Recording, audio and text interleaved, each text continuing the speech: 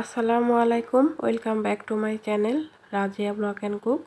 তো কাঁচা আম ফুরিয়ে যাওয়ার আগেই কোনো রকম রোদে শুকানোর ঝামেলা ছাড়াই কিভাবে সারা বছর সংরক্ষণ করতে হবে এই কাঁচা আম, সেটাই আজকে তোমাদের সঙ্গে শেয়ার করব। তো হ্যাঁ, আমি আজকে তোমাদেরকে দেখাবো কিভাবে কাঁচা আমের মোরব্বা বানাতে হয় এবং সারা বছর সেটা সংরক্ষণ রাখতে হয় কোনো রকম রোদে দেওয়ার ঝামেলা ছাড়াই। তো চলো ভিডিওটি শুরু করা যাক।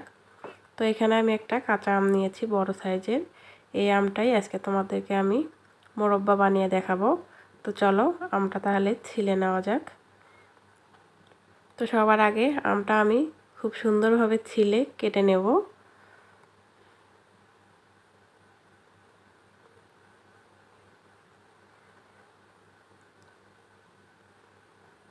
তো অবশ্যই মোরব্বা বানানোর সময় তোমরা খেয়াল রাখবে যে আমটার ভিতরে যে আটিটা থাকে সেটা যেন শক্ত হয়।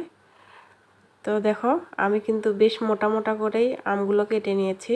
তো এখন একটা বাটিতে আমি পানি নিয়েছি, এই পানিতে দিয়ে দিচ্ছি 2 চা চামচ পরিমাণ চুন।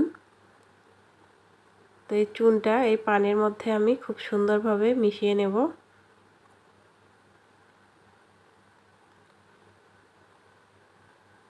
এইবার আমি এই চুন পানি করে রাখা এই পানিগুলোতে আমি এখন আমগুলো দিয়ে দেব। তো আমগুলো দিয়ে রাখার পর আমি কিন্তু 6-7 ঘন্টা এখানে রেখে দেব। তো আমটা কেচে নিতে হয়, তো আমি আগে আমটা কেচে নিচ্ছি না। তো কেন নিচ্ছি না সেটাও তোমাদের সঙ্গে শেয়ার করব। তো দেখো 6-7 ঘন্টা পর আমগুলো বেশ হার্ড হয়ে গেছে। তো এখন আমি 2-3 বার পানিগুলো পাল্টিয়ে পাল্টিয়ে আমগুলো ধুয়ে নেব।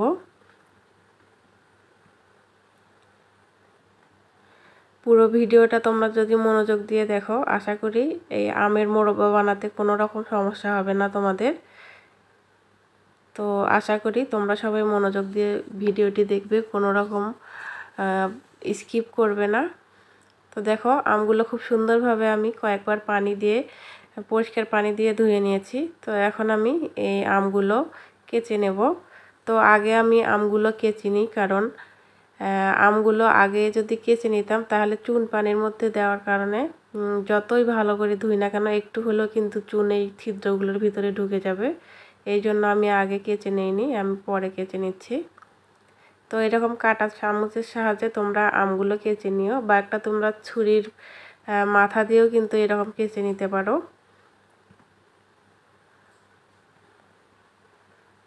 তো আমি যেভাবে তোমাদেরকে দেখাচ্ছি ঠিক সেইভাবে যদি এই আমের মোরব্বা বানাও, আশা করি সারা বছরের জন্য সংরক্ষণ করে রাখতে পারবে এবং কোনো রকম রোদে দেওয়ার ঝামেলা ছাড়াই।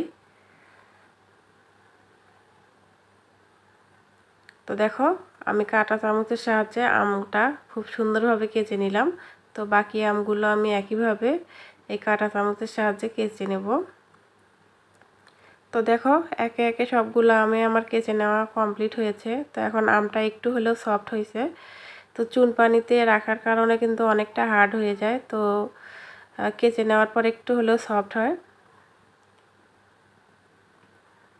তো এইদিকে দেখো চুলায় একটা ফ্রাই প্যান বসিয়ে দিয়েছি, এটাতে আমি দিয়ে দিচ্ছি 2 কাপ পরিমাণে দানা গুড়। তো তোমরা তো অনেক চিনি দিয়ে মোরব্বা খেয়েছো, তো আজকে তোমাদেরকে আমি দেখাবো কিভাবে গুড় দিয়ে মোরব্বা বানাতে হয় সেটা। তো 250 গ্রামের মতো কিন্তু আমটা হয়েছিল, তো আমি 250 গ্রামের মতোই গুড় নেব। তো কিভাবে এই মিষ্টিটা ঠিকঠাক রাখতে হয় এটার মাপটাও আমি তোমাদেরকে বলে দিচ্ছি। তো যেহেতু আমি এখানে 2 কাপ গুড় নিয়েছি, তো আমি 1 কাপ পরিমাণে এটার সঙ্গে পানি মিক্স করব।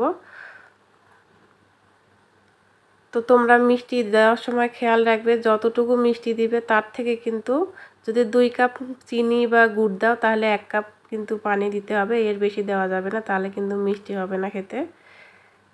তো এখন এই পর্যায়ে আমি বড় সাইজের একটা দারুচিনি আর 2টা সাদা এলাচ দিয়ে দিলাম। তো বেশি সাদা এলাচ তোমরা দিতে যাবে না, তাহলে কিন্তু আমের যে ফ্লেভারটা সেটা পাবে না। তো দেখো গুড়গুলো আস্তে আস্তে ফুটে উঠতেছে।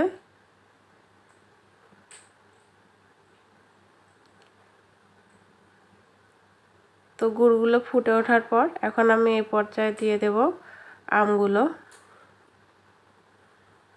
তো আমার দেখানো প্রসেসে তোমরা যদি একবার এই মোরব্বাটা বানাও, আশা করি তোমাদের সারা জীবন মুখে লেগে থাকবে, একবার খেলে বারবার খেতে চাইবে। তো একে একে আমি সবগুলো আমি দিয়ে দিচ্ছি, দিয়ে আমি খুব সুন্দরভাবে নেড়ে চেড়ে নিচ্ছি।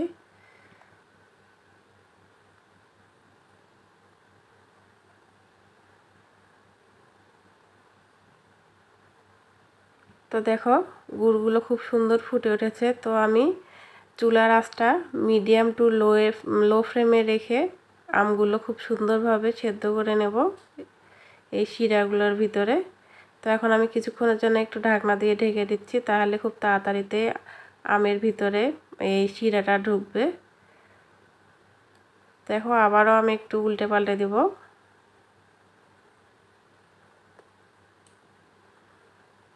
তো এটা হচ্ছে সেদ্ধ হওয়াটা আমের উপরে বেসেস করে। তো দেখো আমগুলো আমি খুব সুন্দরভাবে উল্টে পাল্টে দিচ্ছি।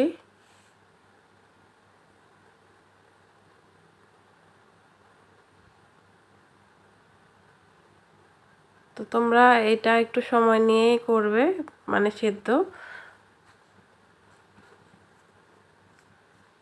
তো দেখো আমগুলো খুব সুন্দর সেদ্ধ হয়েছে এবং শিরাগুলো কিন্তু খুব সুন্দরভাবে ঢুকে গেছে।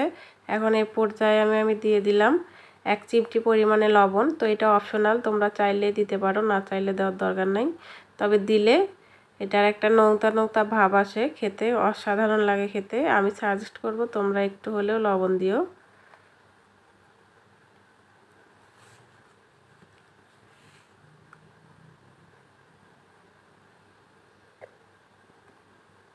তো দেখো অনেকটাই কিন্তু সফট হয়েছে এবং অনেক দেখো ফুলকো ফুলকো হয়েছে। তো এখন আমি চুলা থেকে নামিয়ে নেব। তো দেখো শিরাগুলো খুব সুন্দরভাবে কিন্তু আমের ভিতরে ঢুকে গেছে এই মোরব্বাটার ভিতরে। তো আমি 2-3 ঘন্টার জন্য এটা ঠান্ডা হইতে দেব, তাহলে শিরাটা আরও খুব সুন্দরভাবে এই আমগুলোর ভিতরে ঢুকে যাবে। তো দেখো 2-3 ঘন্টা পর খুব সুন্দরভাবে কিন্তু এই শিরাগুলো আমের মধ্যে ঢুকে গেছে।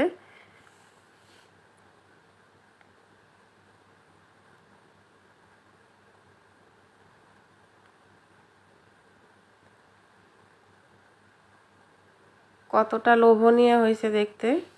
তো এখন আমি একটা সার্ভিং বোলের মধ্যে তোমাদেরকে সার্ভ করে দেখাচ্ছি।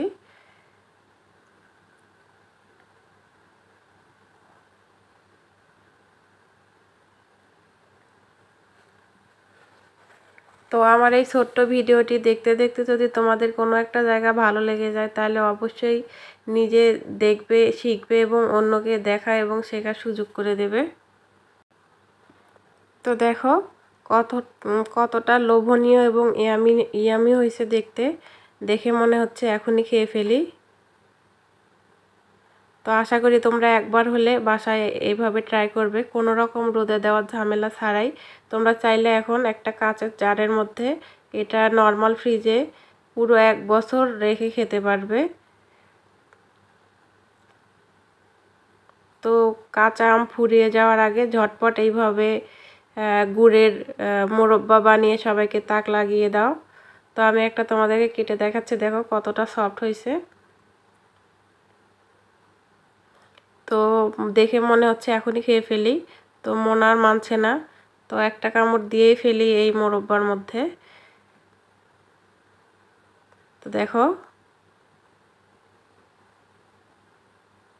মানে শিরাটা কিভাবে ভিতরে একদম সেট হয়ে গেছে। তা আমি আর লোভ সামলাতে পারছি না, আমার মুখে পানি এসে গেছে। তো একটা কামড় খেয়েই দেখি। তো দেখো মাশাআল্লাহ অসাধারণ লাগতেছে খেতে। তো আমার এই ছোট্ট ভিডিওটা আজকে এই পর্যন্তই শেষ করব। ভালো থাকবে, সুস্থ থাকবে। আবার দেখা হবে নতুন আরেকটি ভিডিওতে। সেই পর্যন্ত আল্লাহ হাফেজ।